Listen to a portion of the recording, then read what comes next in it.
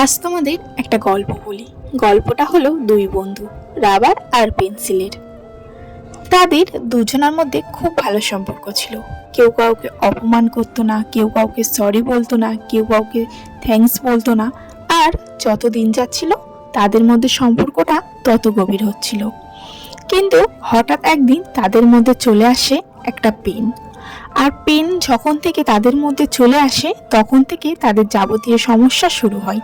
Pen পেন্সিলকে বোঝাতে থাকে, rubber তোর জীবনে মূল্যহীন। রাবার তোর মূল্যটাকে কমিয়ে দেয়। তুই যেগুলোকেই লিখিস ওগুলোকেই মুছে দেয়। তোর জীবন থেকে রাবারটাকে মিটিয়ে দিতে না পারলে রাবারই একদিন তোকে মিটিয়ে দেবে, তোর অস্তিত্ব নষ্ট করে দেবে।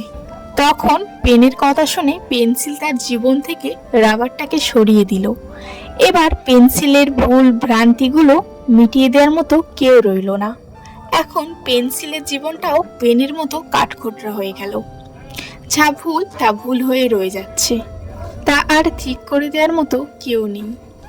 আর হ্যাঁ, এই গল্পটা পেন পেন্সিল রাবারের ছিল না। এই গল্পটা ছিল তাদের জন্য যারা অন্যের কথা শুনে নিজের একটা সুন্দর সম্পর্কটাকে নষ্ট করে ফেলছে।